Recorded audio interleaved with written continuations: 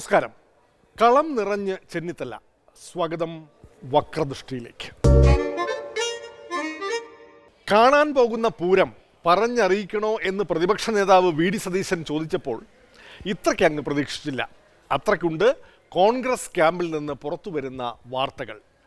രാഷ്ട്രീയ സാധ്യതകളെക്കുറിച്ച് ചില രജതരേഖകൾ തെളിഞ്ഞു തുടങ്ങിയതോടെ അവിടെ കരുനീക്കങ്ങൾ തുടങ്ങിക്കഴിഞ്ഞു.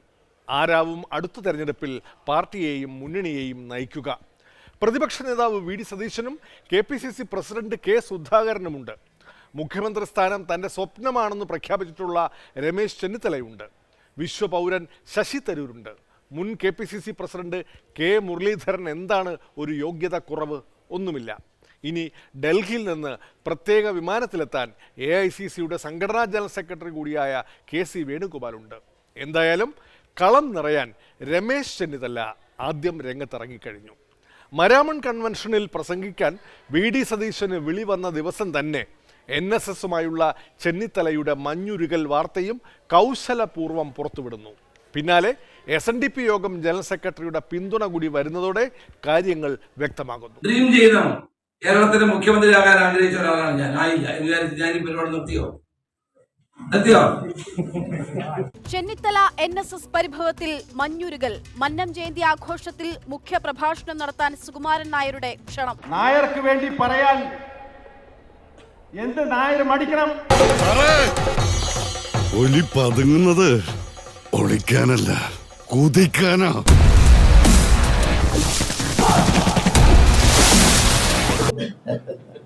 ഏതായാലും എന്നെ NSS general secretary Shri G Sukumaran Nair എന്നെ ചടങ്ങിലേക്ക് ക്ഷണിച്ചു. സന്തോഷപൂർവ്വം ഞാൻ ചടങ്ങിൽ പങ്കെടുത്തു. അത് എനിക്ക് എന്നെ ക്ഷണിച്ചതിൽ അവരോട് എനിക്ക് പ്രത്യേക നന്ദിയുണ്ട്. പിഴയ്ക്കാത്ത ചുവടുകളുമായി അവൻ ഈ മണ്ണിലേക്ക് നടന്നെത്തിയത് അതൊരു വെറും യാത്രയല്ല, എന്തോ എവിടെയോ ഒരുങ്ങുന്നുണ്ട്. നല്ല കാര്യമല്ലേ? NSSുമായിട്ട് ഒരിക്കലും രമേശ് ചെന്നിത്തല അകന്നു നിൽക്കാൻ പാടില്ല. അത് തമ്മിൽ പ്രശ്നമുണ്ടോ എന്ന് എനിക്കറിയില്ല. ഏതായാലും ഉണ്ടായിരുന്നു എങ്കിൽ അവർ യോജിക്കാൻ തയ്യാറാകുന്നു എങ്കിലും നല്ലത് തന്നെയാണ്. നമ്മൾ ഈ നായന്മാരെ ഒരു പരസ്പര ധാരണയും സ്നേഹമൊന്നും ഇല്ലാത്തവന്മാരാണ് നാട്ടിലൊരു സംസാരമുണ്ട്. അത് നമുക്ക് മാറ്റിയെടുക്കണം. നടന്നാട്ടെ. അത് അന്ധകാലം. അങ്ങനെ ഇപ്പം എന്നും വഴക്കിട്ട് നിൽക്കേണ്ട കാര്യമൊന്നുമില്ലല്ലോ. എല്ലാവരും അവിടെ യോജിച്ചു കൂടാനുള്ളതാണല്ലോ നമ്മുടെ സമീപം. അപ്പൊ ഇതൊന്നും അറിഞ്ഞില്ലേ? എന്ത് പിള്ളേച്ചന്റെ കുരുടിമുക്കൽ 25 സെന്റ് സ്ഥലത്തേക്കുറി മാധവനാ കൃഷി ഇറക്കണ്. അവര് വഴക്ക് പറഞ്ഞ ചെങ്ങൈമാരായില്ലേ. NSS രമേശ് ചെന്നിത്തലയെ വിളിച്ചു. നല്ല കാര്യമല്ലേ? കഴിഞ്ഞ വർഷം ശശി തരൂരിനെ വിളിച്ചു. ഇതിനു മുമ്പ് ശ്രീ K മുരളീധരനെ വിളിച്ചിട്ടുണ്ട്. ശ്രീ ഉമ്മൻചാണ്ടിയെ വിളിച്ചിട്ടുണ്ട്. ഇനിയിപ്പോ ചേട്ടന്റെ കാര്യം പോക്കാ. അതാരാ? ഞാൻ 90 ജനുവരി 2 ഞാനും പങ്കെടുത്തിട്ട് MP ആയോടനെ. എല്ലാവരും പങ്കെടുത്തിട്ടുണ്ട്. കോൺഗ്രസിന്റെ ഒട്ടുമിക്ക നേതാക്കന്മാരും അതിൽ പങ്കെടുത്തിട്ടുണ്ട്. പിന്നെ നായന്മാർക്ക് നായന്മാരെ വലിയ സ്നേഹമല്ലേ? ഒന്ന് പോടാ ജാതി പറഞ്ഞ് സംസാരിക്കാൻ. കോൺഗ്രസിൽ നിന്ന് എല്ലാവരും പങ്കെടുത്തിട്ടുണ്ട് എന്നത് ശരിയാണെങ്കിലും ചെന്നിത്തലയ്ക്കുള്ള ക്ഷണത്തിന് ഇപ്പോഴത്തെ സാഹചര്യത്തിൽ പ്രാധാന്യമുണ്ട്. താക്കോൽ സ്ഥാനത്ത് രമേശ് ചെന്നിത്തലയെ കൊണ്ടുവരണമെന്ന 2013 NSSന്റെ ആഹ്വാനം ഓർമ്മയുണ്ടാകും. തനിക്കാരും ജാതി ബ്രാൻഡ് ചാർത്തി തരേണ്ട എന്ന ചെന്നിത്തലയുടെ മറുപടിയോടെ പെരുന്ന പിണങ്ങി. കഴിഞ്ഞ തെരഞ്ഞെടുപ്പിൽ ചെന്നിത്തലയ്ക്ക് പകരം ഉമ്മൻചാണ്ടിയെ പ്രൊജക്റ്റ് ചെയ്തിരുന്നുവെങ്കിൽ തോൽവി ഉണ്ടാകുമായിരുന്നില്ല എന്നാണ് അവസരം കിട്ടിയപ്പോൾ സുകുമാരൻ നായർ തിരിച്ചടിച്ചത്. NSSും ചെന്നിത്തലയും തമ്മിലുള്ള അകൽച്ച തുടങ്ങിയത് അവിടെ നിന്നായിരുന്നു. പക്ഷേ UDF ഗവൺമെൻറ്റിൻ്റെ ഭരണം പോയത് കഴിഞ്ഞ പ്രാവശ്യം രമേശ് ചെന്നിത്തലയെ പ്രൊജക്റ്റ് ചെയ്ത് വെച്ചതുകൊണ്ടാണ് പോയത്. ഉമ്മൻചാണ്ടി ആയിരുന്നെങ്കിൽ അത്രയും തോൽവി വരത്തില്ലായിരുന്നു. അപ്പം ജനങ്ങൾക്കുള്ള ആത്മവിശ്വാസം നഷ്ടപ്പെട്ടു. അത് മൈനോറിറ്റിക്കാണ് ആശയക്കുഴപ്പമുണ്ടായത്.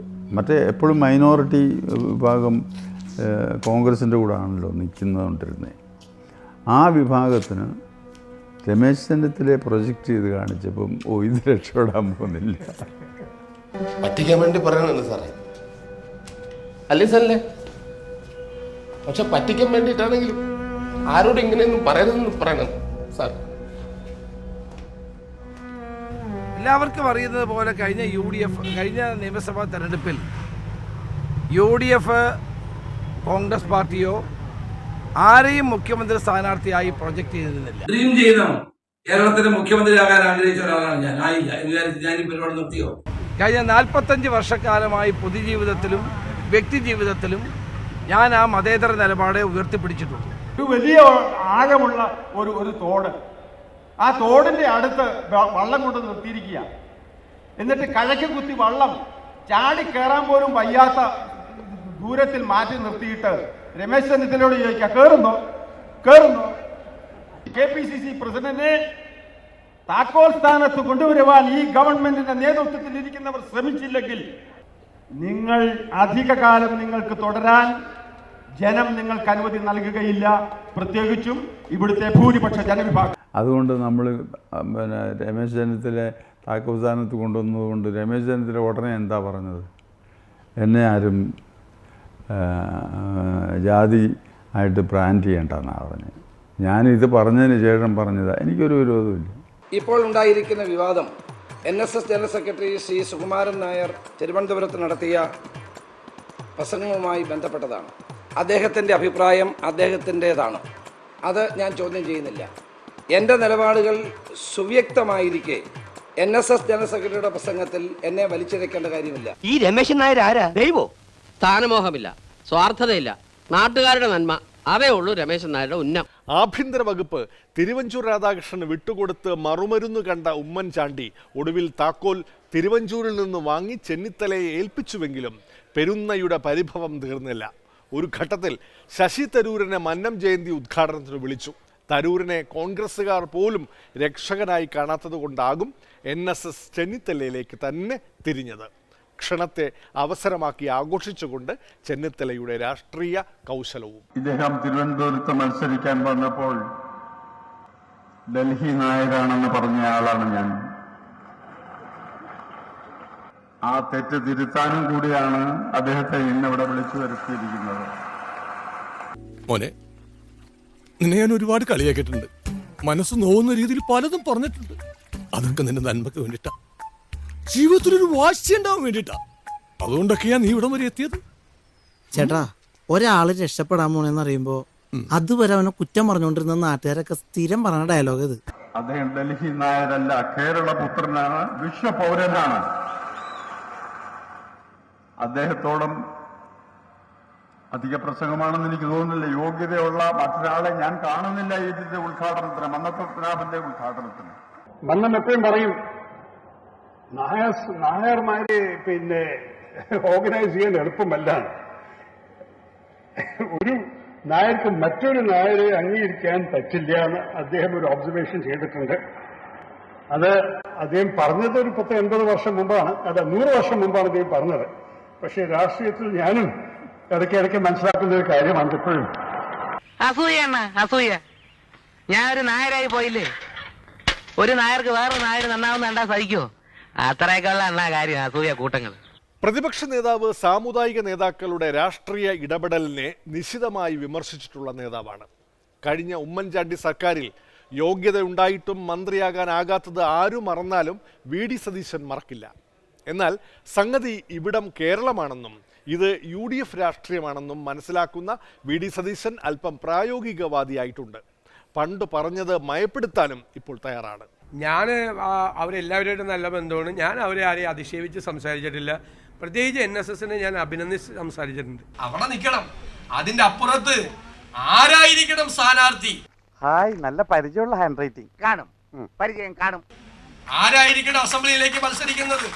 ആരായിരിക്കണം പാർലമെന്റിലേക്ക് മത്സരിക്കേണ്ടത്? ആരായിരിക്കണം മന്ത്രി? ഏത് വകുപ്പ് ഏത് മന്ത്രിക്ക് കൊടുക്കണം എന്നൊക്കെ തീരുമാനിക്കാനുള്ള അവകാശം സാമുദായിക നേതാക്കന്മാർക്ക് കൊടുത്താൽ പിന്നെ പാർട്ടി പിരിച്ചുണ്ടാവും. അധികം തന്നെ. എന്താ ഇത് നീ എഴുതല്ലെന്ന് പറയാനാണോ? അല്ല, ഞാൻ എഴുതി തന്നെയാണ്. അവരിയ്ക്കാൻ പറയുമ്പോൾ നമ്മൾ ഇരിക്കുക പോലും ചെയ്യാതെ വിനീത വിധേയരായി കിടക്കുമ്പോഴാണ് ഞാൻ ഇരിക്കാൻ പറഞ്ഞപ്പോ കിടന്ന ആളാണ്, പിന്നെ ഇങ്ങനെ കൈകാര്യം ചെയ്താൽ മതി എന്ന് തോന്നും. പക്ഷെ വായിക്കേണ്ടത് അളിയൻ വായിച്ച സ്റ്റൈലല്ല. ഇതെന്റെ വേറൊരു മോഡിൽ ഞാൻ എഴുതിയതാ. കേട്ടോ, ഞാൻ അന്ന് പറഞ്ഞത് എന്ന് പറഞ്ഞു കഴിഞ്ഞാൽ, അവരിയ്ക്കാൻ പറഞ്ഞാൽ നമ്മൾ ഇരുന്നാൽ മതി, അവരിയ്ക്കാൻ പറഞ്ഞാൽ നമ്മൾ കിടക്കണ്ട, നമ്മൾ അവരെ ചീത്തയാക്കരുത്. അവരൊക്കെ നല്ല മനുഷ്യരാണ്. ഈ സത്യം അറിയാൻ വൈകിയത് കൊണ്ടാണ് എനിക്ക് തെറ്റിദ്ധാരണകൾ ഉണ്ടായത്. SNDP യോഗ നേതൃത്വം ചെന്നിത്തലയെ പിന്തുണച്ചെത്തുക മാത്രമല്ല, VD സതീശനെ വിമർശിക്കുക കൂടി ചെയ്തു കളഞ്ഞു. സാമുദായിക നേതൃത്വങ്ങളെ തള്ളുന്ന രാഷ്ട്രീയം പണ്ടേ UDF-നില്ല. അതിനാൽ ഈ സ്ഥിതിവിശേഷത്തോട് സമരസപ്പെടുകയേ വഴിയുള്ളൂ. അതിനാലാണ് VD സതീശൻ്റെ കരുതലോടെയുള്ള പ്രതികരണം. ഇപ്പോഴത്തെ പ്രതിപക്ഷ നേതാവ് എന്ന് പറഞ്ഞാൽ അദ്ദേഹം പക്വമില്ലാതെ വെറുപ്പ് വിലക്ക് മേടിക്കുന്ന ഒരാളാണ്. നാക്കുണ്ട്. പ്രതിപക്ഷ നേതാവ് പറയുന്നത് ശരിയല്ല, അദ്ദേഹത്തിൻ്റെ നാക്കിൽ നിന്ന് വരുന്നത് ശരിയല്ല എന്ന് ഒരു പരിണതപ്രജ്ഞനായ ഒരു നേതാവ് പറഞ്ഞാൽ നമ്മളത് നോക്കും, നമ്മളത് പരിശോധിക്കും. അവൻ ഇച്ചിരി ബഹുമാനം കൂടിയിട്ടുണ്ടല്ലേടാ? എനിക്ക് അവന്മാർ സാറിന് താങ്ങിയത് പോലെ തോന്നിയത് അല്ല, ബഹുമാനം കൂടിയിട്ടുണ്ട്. രമേശിനെ സംബന്ധിച്ചിടത്തോളം അങ്ങനെ പെരുമാറ്റത്തിലോ പറച്ചിലോ വെറുപ്പ് വിലക്ക് മേടിക്കുന്ന ഒരാളല്ല.